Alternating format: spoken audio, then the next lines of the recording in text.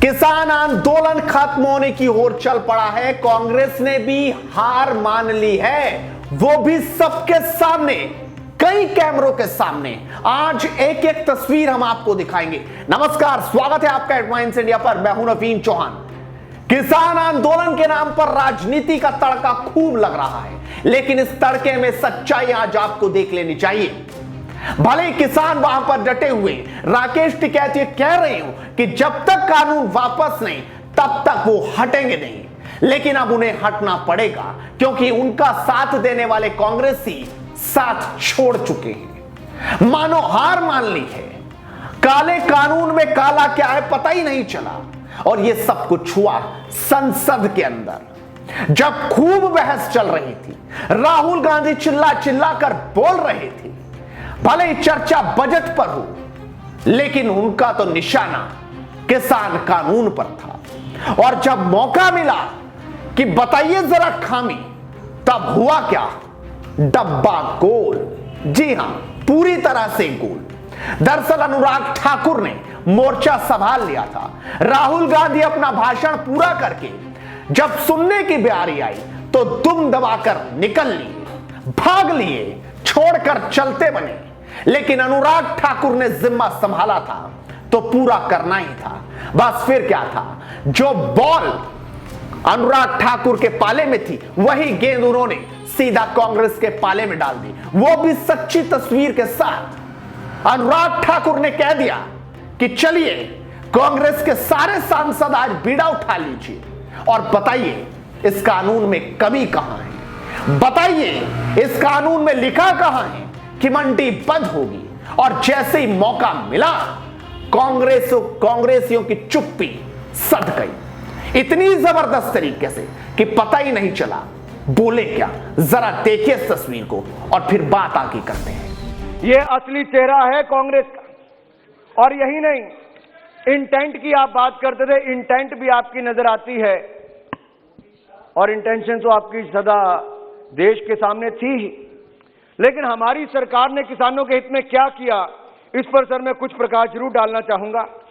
और इसलिए भी कहना चाहूंगा क्योंकि देश के सामने जितना झूठ बोलने का काम एक राजनीतिक दल के लोग कर रहे हैं, मुझे लगता था उनके एक सांसद ही करते हैं, लेकिन उनके नेता भी अगर यही करते हैं तो इससे पता चलता है ना वो पढ़ते लिखते हैं और केवल समाज को बांटकर राजनीति करने का काम करते हैं। किसानों को गुमराह करके उनके कंधों पर बंदूक चलाकर अपनी राजनीतिक रोटियां सेकने का काम करते हैं, लेकिन इससे उनका कभी भला नहीं होगा। क्योंकि नरेंद्र मोदी जी ने पिछले कल भी स्पष्ट किया है, ये कानून हमने बनाया किसानों की आय को दुगना करने के लिए।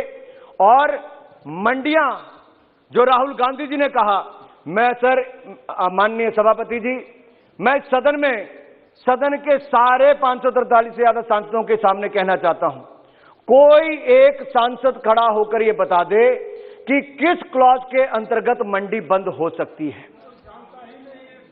कोई एक सांसद बताए। कांग्रेस के नेता यहां पर बैठे हैं, मैं इसलिए कहना चाहता हूं, कहां पर लिखा है मंडी बंद होगी?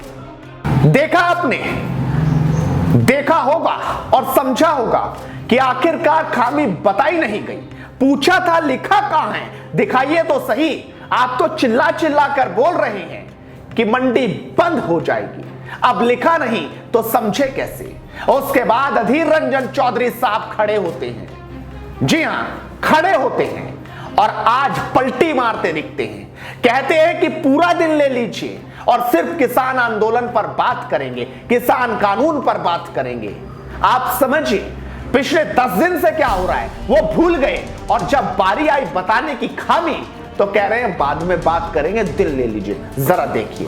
माननीय सभापति जी, मैं चाहूंगा अगर अधीर रंजन चौधरी जी भी इसमें थोड़ा प्रकाश डाल दें तो देश को पता चल जाए। मैं तो ये चाहता था इसमें प्रकाश डालने के लिए एक दिन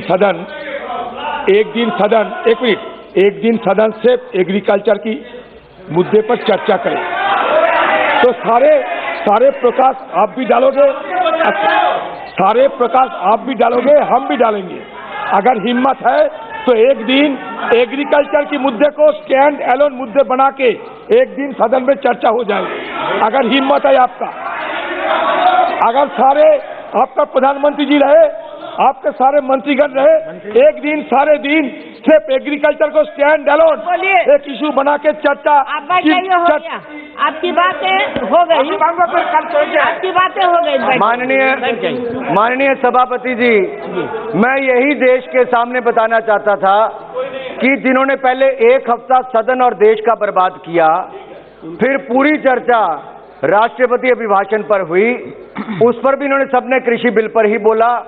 आज इनके नेता पढ़कर नहीं आए, बजट पर नहीं बोल पाए, कृषि बिल पर बोले, लेकिन उस पर भी केवल झूठ बोलकर चले गए।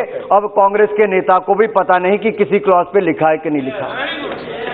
एक कांग्रेस का सांसद नहीं बता पाया। ये देश के सामने हमने पोल खोली है, पूरी की पूरी कांग्रेस पार्टी की, पूरे के पूरे विपक्ष की खोल कर रखी है। ये बताना आवश्यक था देश को। तो सच्चाई आपके सामने है, लेकिन अब एक और सच्चाई आपके सामने रख दूं, उस तस्वीर को देखकर आपको समझ आएगा सिर्फ वोट बैंक की राजनीति है। असल में तो सच्चाई ये है, पता ही कुछ नहीं। प्रियंका गांधी पश्चिम उत्तर प्रदेश के दौरे पर थी। सुबह से लेकर शाम तक हमारी टीम भी उन्हें कवर कर रही थी, लिहाजा हमारे कैमरे ने भी सच पकड़ लिया। वो सच क्या था? मां शाकुंभरी दरबार में दर्शन का नहीं, वो तो उन्होंने कर ली, लेकिन वो सच था एमएसपी, न्यूनतम समर्थन मूल्य का सच। प्रियंका गांधी किसान पंचायत के नाम पर जुटाए अपने कार्यकर्ताओं के सामने किसान बिल पर बोल तो रही थी, लेकिन बात जब एमएसपी पर आई तो डब्बा यहां भी गोल हो गया, या यूं समझिए डब्बा पलट गया।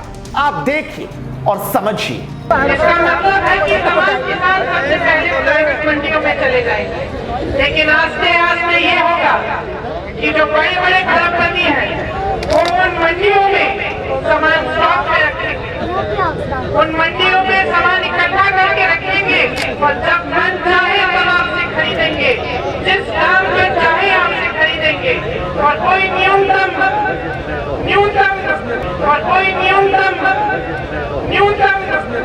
प्राइस नहीं होगी,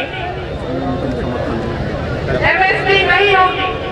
न्यूनतम समर्थन मूल्य बोलने के कारण न्यूनतम बोला, फिर नीचे देखा, फिर मूल्य बोला, समर्थन समझ नहीं आया, था कहां। आखिरकार किसान आंदोलन अब खत्म होने की ओर तो नहीं है। भले ही राकेश टिकैत ये लगातार कहे जब तक वापसी नहीं, जब तक बिल या कानून खत्म नहीं होगा। जरा सुनिए राकेश टिकैत साहब को भी। आंदोलन में साथ में एमएसपी का कानून बना, 3 बिल वापसी हो, कानून वापसी नहीं देते, हम घर वापसी नहीं जाते। अब आप समझ सकते हैं कि आखिरकार हो क्या रहा है। सियासत के अलावा कुछ दिखाई नहीं दे रहा, और कानून के नाम पर सिर्फ झूठ। आप इस वीडियो को शेयर कीजिए और लगातार जुड़े रहिए हेडलाइंस इंडिया के साथ, क्योंकि मुद्दे की बात बेबाकी से करते रहेंगे। नमस्कार।